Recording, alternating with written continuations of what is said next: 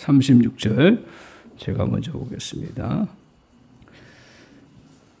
이 말을 할 때 예수께서 친히 그들 가운데 서서 이르시되 너에게 평강이 있을지어다 하시니 그들이 놀라고 무서워하여 그 보는 것을 영으로 생각하는지라. 예수께서 이르시되 어찌하여 두려워하며 어찌하여 마음에 의심이 일어나느냐. 내 손과 발을 보고 나인 줄 알라. 또 나를 만져보라. 영은 살과 뼈가 없으되 너희 보는 바와 같이 나는 있느니라. 이 말씀을 하시고 손과 발을 보이시나 그들이 너무 기쁨으로 아직도 믿지 못하고 놀랍게 여길 때 이르시되 여기 무슨 먹을 것이 있느냐 하시니 이에 구운 생선 한 토막을 드리니 받으사 그 앞에서 잡수시더라. 또 이르시되 내가 너희와 함께 있을 때 너에게 말한 바 곧 모세율법과 선지자의 글과 시편의 나를 가리켜 기록된 모든 것이 이루어져야 하리라 한 말이 이것이라 하시고 이에 그들의 마음을 열어 성경을 깨닫게 하시고 또 이르시되 이같이 그리스도가 고난을 받고 제3일에 죽은 자 가운데서 살아날 것과 또 그의 이름으로 제사함을 받게 하는 회개가 예루살렘에서 시작하여 모든 족속에게 전파될 것이 기록되었으니 너희는 이 모든 일의 증인이라. 볼지어다 내가 내 아버지께서 약속하신 것을 너희에게 보내노니 너희는 위로부터 능력으로 입혀질 때까지 이 성에 머물라 하시니라. 아멘. 오늘 부활하신 주님을 기념하며 예배하는 자리입니다. 오랜만에 같이 이렇게 또 뵈시는 분도 있을 터인데 우리 같이 말하기는 조금 불편한데 박수로 잘 오셨습니다. 옆에 분들 보시면서 잘 오셨습니다. 감사합니다. 그래서 저를 따라서 한번 해주십시오. 고난을 넘어 부활을 살다. 자, 고난을 넘어 부활을 살자. 오늘 그 은혜가 저와 여러분에 있기를 바랍니다. 고난을 넘어서 부활을 사는 은혜 역사 더 풍성하게 누리는 그러한 부활절 절기가 되기를 원합니다. 부활절 절기를 지내면서 우리는 예수님의 그 피땀 흘리시고 피를 흘리신 그 금요일을 생각하면서 묵상하며 한 주간을 보내셨으리라 생각합니다. 오늘 예수님의 금요일은 인성을 가지신 주님의 그 몸으로는 너무 고통스럽고 절망스러운 시간들이었습니다. 모든 것이 다 끝난 것처럼 느껴지는 그러한 시간이었습니다. 그래서 주님께서 십자가를 지시기 전날 밤 육신을 입고 오셨기 때문에 그 육신의 고통이 얼마나 큰가를 너무너무 잘 알고 계셨고 영적인 고통도 얼마나 큰가를 절실하게 느끼셨기 때문에 겟세마네 동산에서 땀방울이 핏방울이 될 정도로 그렇게 절실하게 기도하시면서 시간을 보내셨습니다. 그래서 원수들은 그 모든 것들이 끝난 것처럼 그렇게 여겼습니다. 모든 사람들은 예수님이 원수에게 완전히 패배하는 것으로 생각했습니다. 하지만 하나님은 다른 계획을 갖고 계셨습니다. 원수들은 금요일에 예수님의 시신을 안치하고 나서 자축의 파티를 열었어요. 그렇지만 오늘 주일 아침을 통해서 하나님께서는 예수님을 완전히 다시 일으켜 세우시는 그러한 기적의 반전을 이루셨습니다. 무덤은 예수님을 더 이상 붙잡지 못했습니다. 죽음은 예수님의 발을 묶지 못했습니다. 심지어 사망의 권세는 예수님을 막지 못하고 그 모든 것들을 이기시고 무덤에서 부활하신 주님의 부활의 그 크신 은혜가 임하였습니다. 그래서 주님은 다시 살아나셨고 그 다시 살아나신 은혜로 말미암아 우리가 주님 앞에서 구원받게 되고 그리고 우리는 영원한 천국을 누리게 되는 은혜를 덧입게 되었습니다. 오늘 최근 코로나로 인해서 엄청난 그런 경기의 어려움을 겪고 있습니다. 또 감염의 위험에 노출되어서 여러 가지로 생활이 고통스러운 시간들을 보내고 있습니다. 그렇지 않아도 힘든 상황 속에서 여러 사람들이 아니에요. 수많은 사람들이 벼랑 끝으로 내몰리고 있다는 사실을 우리 잘 알고 있고, 어떻게 보면 우리 성도님들 중에서도 그런 분이 혹 있을 수 있습니다. 커다란 장애물 앞에 속수무책인 그런 상황입니까? 또 문제 해결책이 풀릴 것 같은데 해결되지 않는 그러한 형편에 처해 있습니까? 오늘 그래서 자꾸 안 하려고 해도, 이겨나가려고 해도 어쩔 수 없이 연약하기 때문에 부정적 생각이 계속 이렇게 몰려오고 있습니까? 무덤에 계신 주님처럼 어떤 순간에 내가 다 갇혀서 막 발버둥 치는 그러한 상황 속에서 지내고 있습니까? 오늘 인생의 금요일을 사는 그러한 기분으로 살아가는 분들도 종종 있을 것입니다. 하지만 절대로 그 순간에 낙심해서는 안 됩니다. 절망해서는 안 됩니다. 왜냐하면 주님이 부활하셨기 때문에 그렇습니다. 주님이 다시 사셨기 때문에 그렇습니다. 사망 권세를 다 이기시고 우리에게 새로운 그러한 놀라운 역사를 베푸시는 은혜가 있기 때문에 우리는 절대로 낙심하거나 절망하거나 좌절해서는 안 되는 줄 믿습니다. 오늘 주님은 절망하고 좌절하고 낙심하고 있는 제자들에게 찾아가셔서 고난을 넘어서 부활을 살도록 주님께서 권면하고 계십니다. 오늘 그래서 부활의 주님이 그 제자들을 향해서, 아니 오늘 우리들을 향해서 부활하신 주님의 그 부활의 선물을 우리에게 제시하고 계십니다. 그래서 오늘 이후에 사도 바울도 그런 고백을 합니다. 내가 부활의 권능에 참여하고 싶다고, 내 그 부활의 은혜를 누리고 싶다고.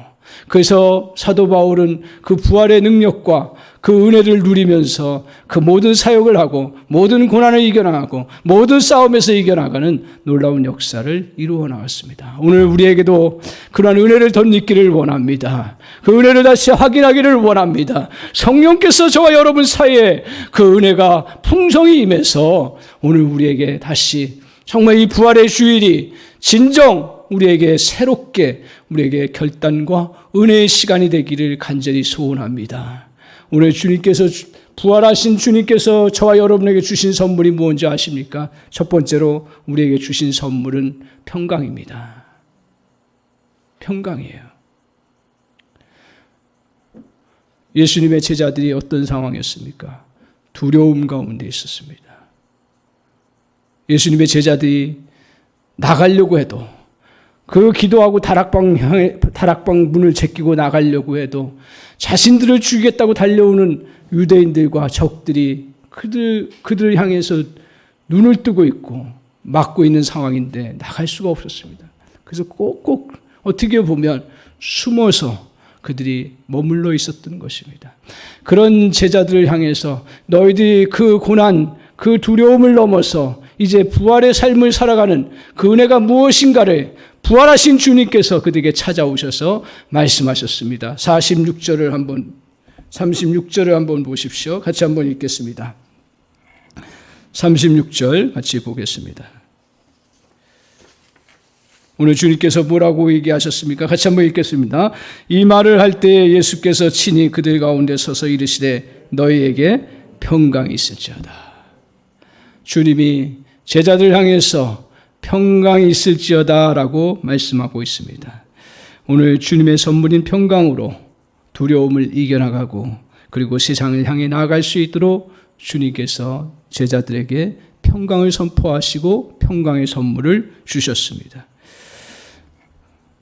오늘 두려움의 원인이 뭘까요?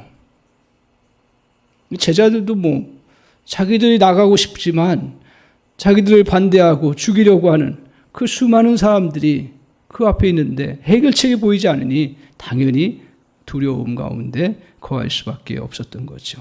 이처럼 문제가 해결되지 아니하면 두려움에 휩싸이게 됩니다.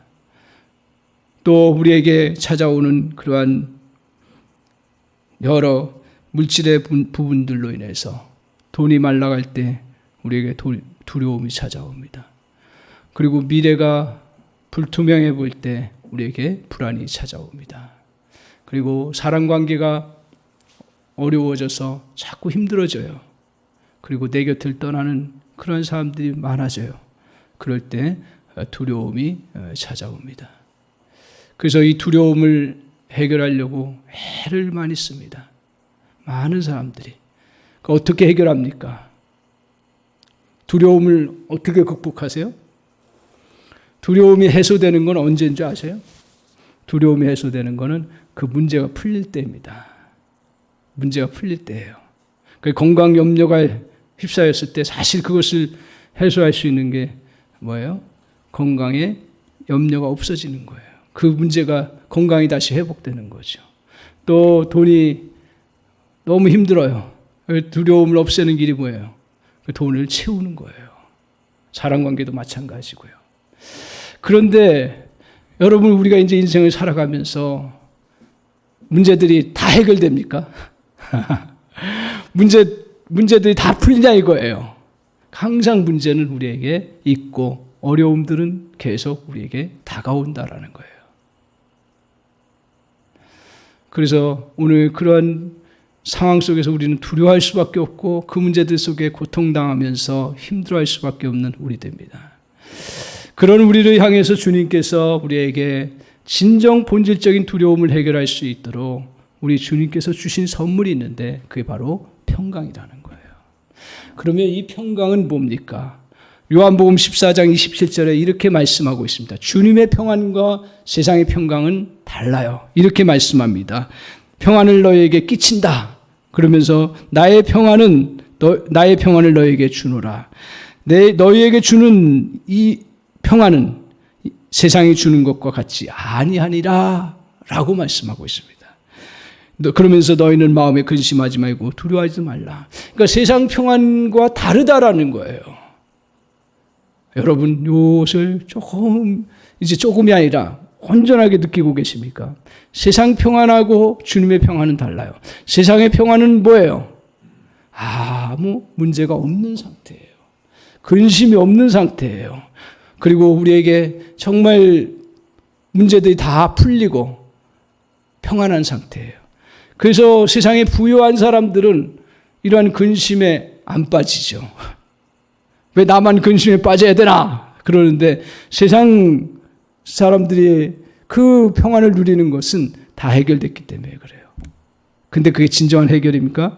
안 되죠. 그래서 사람들은 이러한 세상 평안 속에서 그 자기가 살아가기 위해서 얼마나 애를 쓰는지 모릅니다. 그 애 쓰는 건 너무 좋은 거지만 그게 본질적인 해결이 되지 않는 거예요. 우리의 주님의 평안은 뭘까요? 그것은 문제가 있지만 담대해지는 거예요. 두렵지 않게 나갈 수 있는 거예요. 그 은혜가 있어요.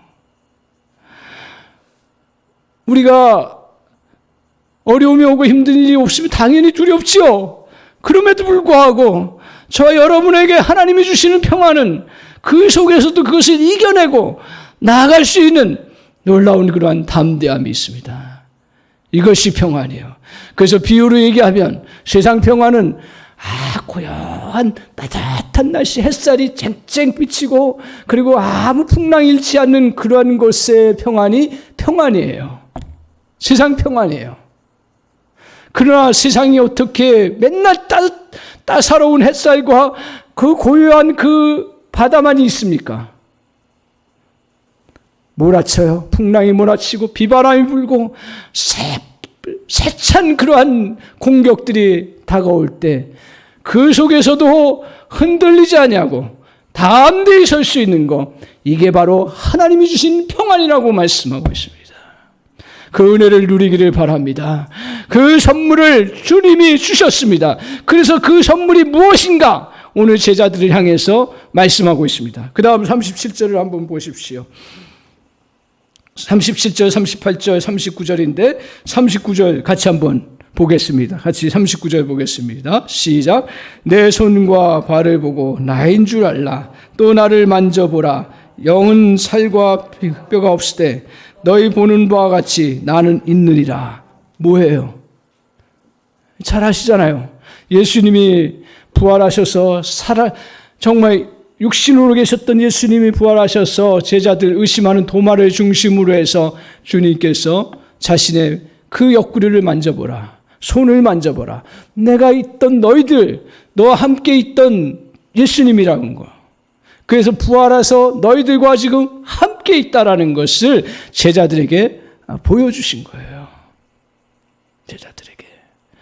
그러면서 오늘 너희에게 평안이 있다라고 얘기하셨을 때 부활하신 주님이 멀리 있거나 그리고 너희와 떨어져 있거나 그리고 너희와 상관없는 그분이 아니라 너희와 함께하는 주님이시라는 거예요.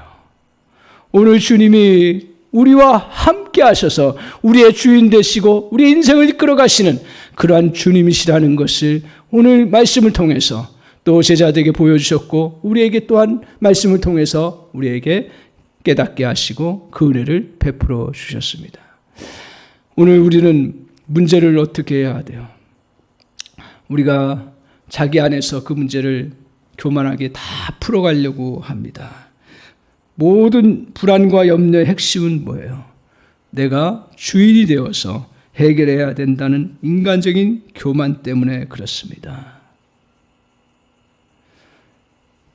여러분, 우리가 이 땅에 살면서도 여러 가지 골치 아프고 막 고민하고 불안하고 염려하는 건 뭐예요? 내가 좋은 거죠.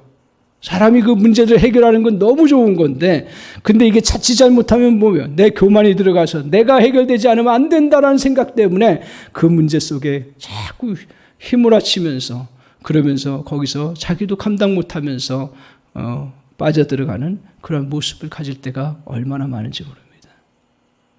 그런데 오늘 주님께서 분명하게 우리에게 보여주시는 건 뭐냐면 너희 인생의 주인은 너가 아니라는 거예요. 교만하지 말라는 얘기예요. 쉽게 얘기하면 너의 인생을 이끌어가는 분은 주님이시라는 거예요. 주님이 너의 모든 것들을 주관하시고 인도하시고 역사하시고 베풀어 주신다는 사실이에요. 내가 너와 함께하기 때문에 담대하라고요. 오늘 주님이 우리의 주인 되심을 믿고 고백하고 그리고 그 믿음으로 살아가도록 그렇게 우리에게 초청하시고 부활하신 주님이 우리를 향해서 그 믿음을 가지고 나아가도록 말씀하고 계십니다. 그래서 부활의 선물은 무엇을 통해서 얻어요? 믿음을 통해서 얻게 되는 것입니다. 저와 여러분에게 그런 은혜가 있기를 원합니다. 주님의 크신 은혜가 우리 가운데 있는데 우리 주님이 우리의 주인 되시고 우리를 이끌어 가시고 부활하신 주님이 저와 여러분을 보호하시고 지켜주시는 놀라운 역사가 있다는 사실을 믿음으로 받아들이십시오. 오늘 우리는 두 가지를 항상 동일하게 에너지를 쓸 때가 많습니다. 그런데 자칫 잘못하면 우리가 에너지를 엉뚱한 데 쓸 때가 있어요. 믿는 것도 에너지가 많이 들어갑니다. 근데 두려워하는 것도 에너지가 많이 들어가요. 두려움 속에 계속 생각하고 몰두하고 근데 들어가는지 몰라요, 자기가. 그래서 거기에 얼마나 많은 에너지를 쏘는지 몰라요. 근데 주님은 우리에게 뭐라고 하시냐면 두려움에 쓰는 에너지를 믿는 일에 쓰라고 말씀하고 있습니다. 도마에게 믿지 못하냐? 나를 만져보고 믿으라고 주님께서 말씀하시고 붙잡으라고 말씀하셨어요. 그 주님을 붙잡고 믿음으로 나아가. 그때 너에게 평강의 선물이 그대로 임해서 그 평강을 누릴 수 있는 놀라운 역사가 저와 여러분에게 이루어진다는 사실을 말씀하고 있습니다. 요즘처럼 걱정할 일이 많은 때는 없었습니다. 역사상으로도 이렇게 오랜 시간 동안 우리가 그냥 지나가는 그러한 시간들이니까 내가 지금 그냥 겪어가야 되는 상황이니까 우리가 상황을 그냥 지나가 버리니까 못 느껴서 그렇지 역사 인류상 가장 어려운 시기를 지나가고 문명의 대변환을 일구고 앞으로 어떻게 될지도 모르고 교회의 운명도 어떻게 될지 모르는 그러한 상황 속에 살아가고 있습니다. 생각하면 걱정거리가 얼마나 많이 떠오를 수 있는 그러한 시대입니다. 이런 것은 개인적인 부분도 마찬가지입니다. 미래에 여러분의 직업이 보장되어 있습니까? 여러분의 삶이 보장되어 있습니까? 한 치 앞도 알 수가 없어요. 교만하지 마십시오. 저도 마찬가지고 한 치 앞도 알 수가 없어요. 그러다 보니까 우리에게는 자꾸 거기에 몰두하고 거기에 우리의 마음이 빼앗기다 보니까 그러니까 우리가 두려움에 에너지를 쓰게 되고요. 그러다가 자칫 잘못하면 믿는 일에 에너지를 쓰지 못하고 나아갈 때가 참 많습니다. 사랑하는 성도 여러분, 오늘 주님이 도마를 향해서 너가 나를 만져봐라. 그리고 이 사실을 너가 다시 확인하고 믿고 믿음으로 서도록 주님께서 말씀하고 있습니다. 너의 인생의 주인은 누구라고요? 우리 주님이시라고요. 너를 이끌어 가시는 분이 누구시라고요? 우리 주님이시라고요. 아무리 큰 문제와 아무리 어려운 문제가 있어도 저와 여러분을 이끌어 가시는 분은 주님이신 줄 믿습니다. 이 사실을 붙잡고 여러분 주님 앞에 나아가십시오. 그러면 여러분 안에 평강의 선물들이 풍성히 넘쳐서 모든 일을 평안 가운데서 감당해 나가고 불투명한 세상이고 문제가 없는 세상이고 문제가 많은 세상이고 그리고 내가 닫혀있는 세상일지라도 이 평강의 열쇠로 하나씩 하나씩 열어가는 은혜가 있기를 바랍니다. 오늘 주님이 주신 선물이 또 하나 무엇입니까? 그 선물은 오늘 주님이 우리에게 새로운 목적의 선물을 주셨습니다. 오늘 우리가 대체적으로 일상의 문제들에 살다가 문제들이 생기거나 경제적인 어려운 문제에 부딪히면 부정적인 생각이 우리를 목표를 잃게 해버립니다. 생존에 계속 시달리다 보면 목표를 잃어버리게 됩니다. 근데 또 한편으로 부유에도 목표를 잃어버리더라고요. 오늘 와이프하고 이야기를 나누면서 그런 얘기를 했습니다. 한국 사회가 지금 이렇게 어려움을 겪고 있고 그런 원인 중에 하나가 뭐냐. 부유한 사람들은 자식들 잘 되게 하기 위해서 유학 보낼 생각하고 뉴욕 거리에서 잘 살도록 하기 위해서 그 많은 것들 다 헌신했어요. 그렇지 못한 사람도 거기에 다 헌신하고 거기에 못 가가지고 늘 마음에 비교의식과 열등 속에 빠졌던 사람들이 수많아요. 그러니까 이 나라를 위해서 진정 비전을 갖고 목표를 갖고 일할 수 있는 일꾼들이 없어진 거예요. 다 자기 출세하려고 했고 자기 다 잘 살려고 했던 것들이에요. 그러니까 나라에 대한 비전도 없고 다음 세대를 향한 그러한 구체적인 꿈도 없었고 다음 세대를 향한 그러한 어떤 목표의식도 없었던 거예요. 그러다 보니까 비판의 대상이 되고 그 사람들의 폐해로 인해서 많은 고통을 당했고 또 한편으로 일어나는 세력들에 의해서는 또 한편 그 부정과 부패로 다 같이 함께 물들어가는 그러한 시대 속에 목표를 잃어버리면 이런 인생으로 살아가는 거예요. 부유하니까 오히려 목표를 잃어요. 저도 그 얘기 들으면서 뜨끔했습니다.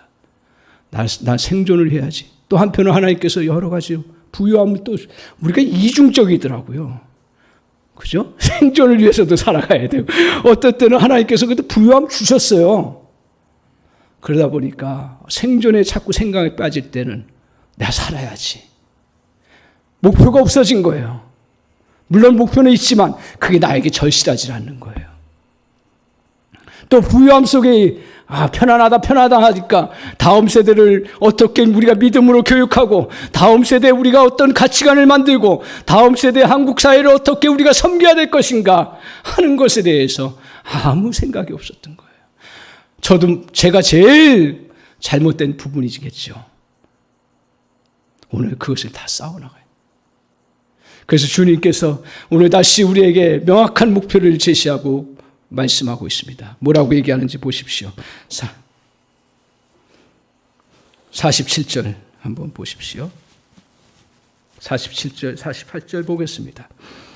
또 그의 이름으로 제사함을 받게 하는 회개가 예루살렘에서 시작하여 모든 족속에게 전파될 것이 기록되었으되 너희는 이 모든 일의 증인이라. 이건 이미 예수님께서 지상에 계셔서 제자들을 가르치실 때 다 가르쳐 주신 거예요. 너희는 땅끝까지 이르러 복음을 증거하고 구원의 역사를 펼쳐나가고 그리고 또한 그들에게 하나님의 복음의 은혜들이 무엇인지를 알려주고 지키고 가르치고 지키도록 그렇게 주님께서 말씀하셨어요. 그런데 제자들은 다 잊어버린 거예요. 왜? 내가 살아야 되니까. 살아야 되니까. 아니 주님, 베드로는 어떻습니까? 예수님은 끝까지 쫓아가겠다고 했는데 천하장사가 어디 있습니까? 칼 가지고 다가오고 있고. 그런데 어디에 넘어졌어요? 베드로가 계집종에게 그 말 한마디에 예수님을 3번이나 부인했습니다. 또 제자들 어떻습니까? 예수님이 예루살렘에 십자가를 지러 올라가시려고 할 때 제자들 어땠어요?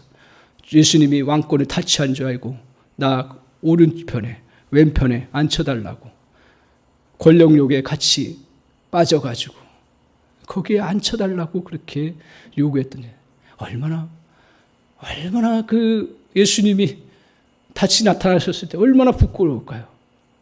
얼마나 부끄러울까요? 이런 제자들입니다. 이런 제자들의 모습이 저와 여러분의 별반 다른 게 뭐가 있어요? 뭔가 달라요. 다른 게 없어요. 더하면 더했지 우리가. 제가 더하면 더했지. 제자들과 우리는 칼의 위협도 안 하는데 벌써 미리 기어다니네. 미리 벌벌.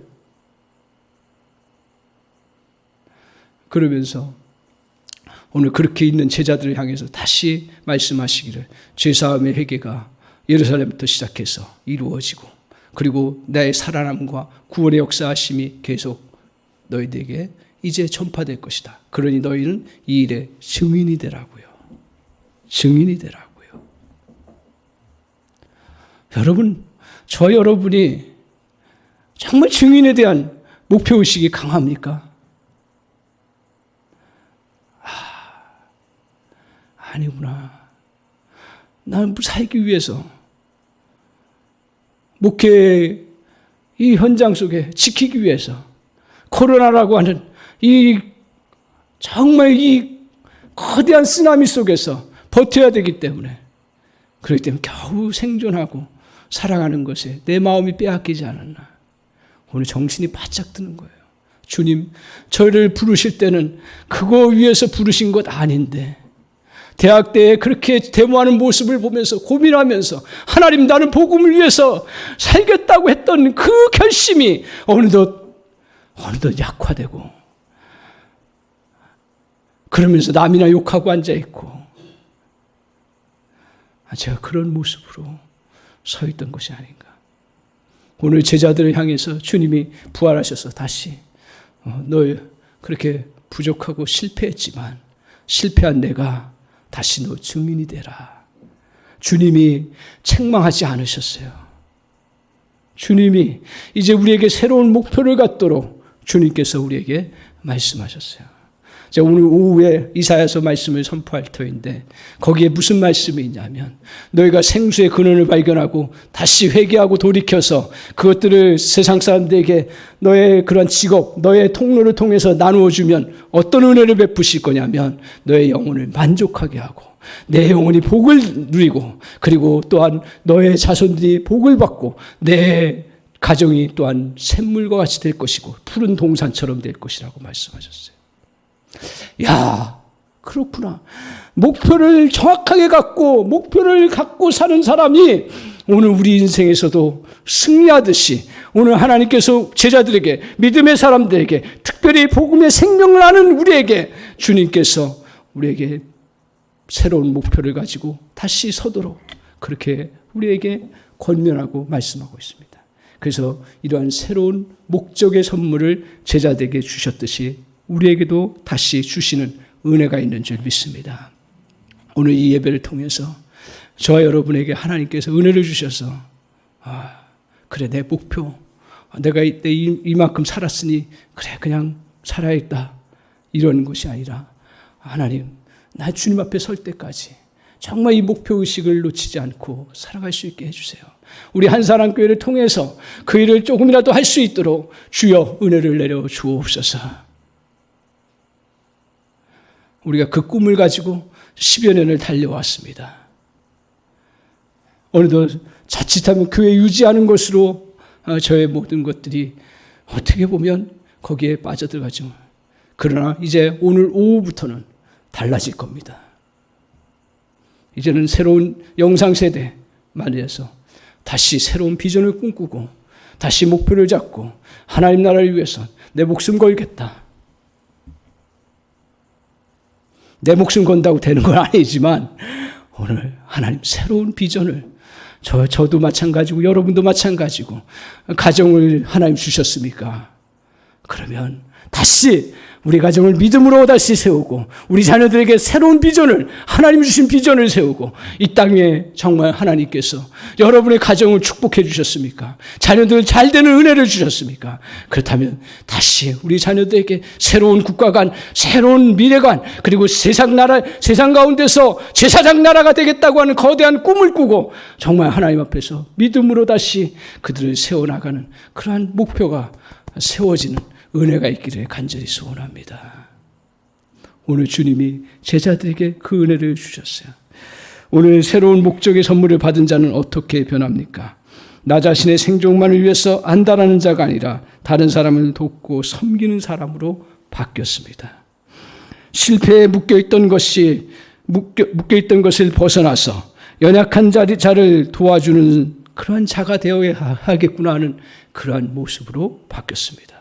상처받았던 자가 상처 준 사람 때문에 괴로워하던 자가 아니라 다가가서 오히려 넉넉한 마음으로 품고 다시 미래를 향해서 나가요. 왜? 복음은 살리는 거니까요.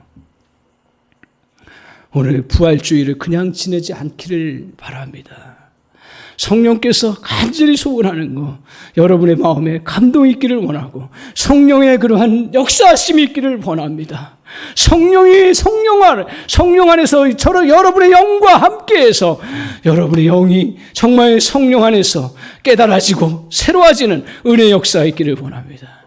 누가 말하는 것에 따라서 움직여지는 인생이 아니라 정말 주님이 주시는 거룩한 은혜의 선물을 붙잡고 나아가는 역사가 있기를 바랍니다. 여러분이 살면 가정이 살고 가정이 살면 세상이 변화되게 되어 있습니다. 세상을 변화시킨 사람들 보십시오. 많은 사람들이 세상을 변화시킨 게 아니에요. 12명의 제자가 세상을 변화시켰고 그 변화된 그러한 가운데서 전 세계 복음이 드러나는 놀라운 역사가 이루어졌습니다. 오늘 여러분 자신 한 사람이 중요하다는 사실을 꼭 기억하시기 바랍니다.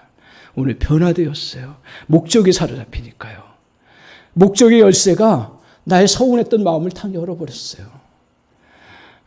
다락방에 갇혀있던 그 사람들이 그 문을 열고 나올 수 있었어요.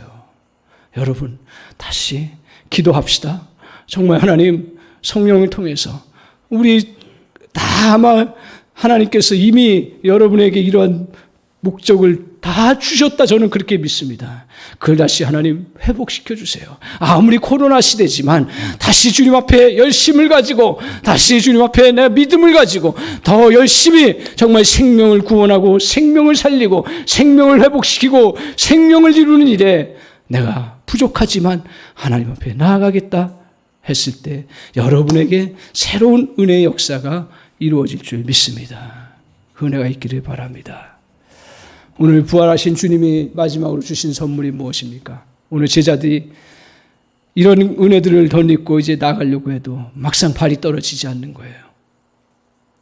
용기가 생기질 않는 거예요. 힘이 없는 거예요. 나갈 수가 없는 그러한 상황에 처했을 때 주님께서 오늘 그들을 향해서 말씀하십니다. 49절 약속합니다. 같이 읽겠습니다. 볼지어다 내가 내 아버지께서 약속하신 것을 너에게 보내리니 너희는 위로부터 능력으로 입혀질 때까지 이 성에 머물라. 아멘. 뭐 하신다 그랬어요? 능력을 덧입혀 준다고요. 그 능력이 무엇입니까? 성령입니다. 우리 주님이 가셨을 때 승천하셨을 때 다시 성령을 우리에게 보내주셨습니다. 우리는 성령을 모신 자입니다. 우리 성령께서 저와 여러분에게 이제 또 새롭게 역사하시고 인도해 주시는 놀라운 은혜를 베풀어 주신다는 사실입니다. 오늘 무능력이 가로막고 있던 제자들, 3번이나 부인했던 베드로, 또 문벌 좋지 않은 그러한 사람들, 권력과는 조금도 관련이 없는 사람들, 그리고 제자들 중 누가 더 크냐고 다투던 장본인들, 그들은 오늘 자기 중심에 깊이 빠져있던 자들입니다. 오늘 그들이 어떻게 세상의 유대인들의 칼과 창을 이기며 나갈 수가 있습니까? 여러분의 힘이 아닙니다. 여러분의 과거와 결단이 아닙니다. 그것은 성령의 역사하심입니다. 오늘 성령께서는 저와 여러분을 이끌어 주시는 놀라운 은혜가 있을 줄 믿습니다. 오늘 주님께서 약속하셔서 새로운 능력을 부여해 주셨다고 말씀하셨습니다. 이 성령의 능력을 덧입어서 모든 일을 감당할 수 있도록 선물을 주셨다고 말씀하셨습니다. 오늘 주님은 그의 제자들을 그냥 내보내지 아니하시고 저와 여러분에게 성령을 주셨습니다. 새 능력의 선물입니다. 성령은 우리가 이 땅에서 그리스도인으로서 능력 있게 주님의 힘을 이루는, 주님의 일을 이루는 절대적인 힘이고 그리고 도움이십니다. 우리에게는 부활하신 주님의 영을 모시는 자입니다.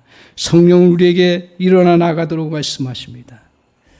오늘 이런 은혜를 우리가 덧입었는데 우리가 자칫 잘못하면 우리는 마음 깊은 곳에서 들려오는 성령의 소리를 듣기보다는 미래를 오히려 걱정하고 또 염려하는 그러한 모습을 갖습니다. 그래서 우리는 우리 속에 성령께서는 인격적이신 분이기 때문에 큰 소리로 외치지 않으세요.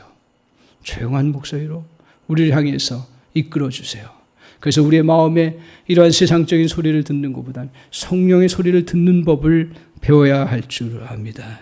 성령은 우리에게 부활의 계절이 왔음을 우리의 영을 향해 말씀하고 있습니다. 우리 인생의 최고의 순간이 다가오고 있다는 것을 말씀하고 있습니다. 우리의 심령이 성령의 인도를 따르고 나아갈 때 저와 여러분은 이겨나가는 놀라운 은혜의 역사가 있습니다. 따라서 우리는 성령께 맡겨야 합니다. 그리고 성령의 소리에 예민하게 우리가 반응하고 성령의 바람을 타고 나아가는 은혜가 있기를 간절히 소원합니다. 오늘 주님께서 우리에게 극복할 수 없는 그러한 상황들을 맞이할 때마다 순간순간마다 우리를 성령을 통해서 인도해 주시는 그러한 은혜가 있습니다. 따라서 우리는 나의 문제보다 성령의 인도함을 받는 그러한 믿음의 자세를 가지고 어느 순간에 부딪혀도 성령이 도와주신다. 성령이 역사하신다. 그래서 오늘 사도행전을 보십시오. 그 다음에 제자들이 이제 나아가서 모든 막히는 것들을 당할 때마다 어떻게 열었어요? 성령의 능력의 열쇠로 열어갔습니다. 어떨 때는 죽음이라는 그런 고비 앞에도 서게 되고요. 어떨 때는 정말 우리를 배반하고 떠나는 그러한 그 앞에 서기도 하고요. 수많은 파도와 수많은 파손되는 그러한 어려움 속에서 성령의 인도를 따라서 나아갔을 때 그때 그 제자들이 세상을 향해서 담대하게 나갈 수 있었던 놀라운 은혜의 역사를 이루어 나갔습니다. 오늘 우리는 성령의 인도함을 따라서 나아갈 때 실패를 이길 수 있는 능력을 덧입게 됩니다. 또한 성령이 우리의 문들을 열어 젖히고 세상을 극복해 나가도록 인도해 나가시는 줄 믿습니다. 사랑하는 성도 여러분, 인생의 최고의 날이 여러분 지나갔습니까? 아닙니다. 인생 최고의 날은 저와 여러분에게 기다리고 있습니다. 오늘 저와 여러분에게 우리가 안타까운 일을 겪었고 암담한 그러한 상황이고 부정적인 소리가 우리에게 들려온다 할지라도 좋은 소식을 들으십시오. 주님의 부활하심의 소식을 여러분이 마음 깊이 듣는 은혜가 있기를 바랍니다. 부활절을 맞이해서 오늘 그 은혜가 저 여러분에게 다시 새롭게 부어져서 정말 부활하신 주님이 나와 함께 살고 계시는구나. 그리고 그 부활의 은혜가 오늘 우리에게 이루어져 있구나 하는 것을 기억하고 나가시기 바랍니다. 그래서 오늘 말씀을 통해 들려주신 3가지 부활의 선물, 나에게 이 평강의 선물로 인해서 두려움을 이겨나가고 극복해 나가는 은혜가 있기를 바랍니다. 또한 우리 주님께서 저와 여러분에게 주신 정말 새로운 목적의 선물로 우리에게 인생의 그러한 생존을 위해서만 살던 인생, 또한 정말 또 부유함 속에 매몰되어 살던 인생이 새로운 목표를 다시 회복하고 하나님께서 우리에게 온전한 목표, 사람을 살리고 구원의 역사를 펼쳐나가고 그리고 이 땅을 하나님의 나라로 세워가고 그리고 이 민족을 다시 새롭게 만들어가는 일에 정말 이 목적의 열쇠를 사용해 나가는 은혜가 있기를 바랍니다. 또한 우리에게 하나님께서 능력 주신다고 하셨어요. 이미 우리에게 주셨습니다. 그래서 우리가 성령의 예민한 그러한 소리, 성령의 소리에 예민하게 저와 여러분이 반응하고 나아가는 은혜가 있기를 바랍니다. 그래서 늘 그것을 인도함을 받아서 저와 여러분이 승리해 나가는 그러한 귀한 은혜의 역사가 이루어지기를 주님의 이름으로 간절히 축원합니다. 아멘. 같이 기도하겠습니다. 찬양하겠습니다. 우리 같이 찬양하겠습니다. 161장 우리 마음을 담아서 같이 찬양하겠습니다.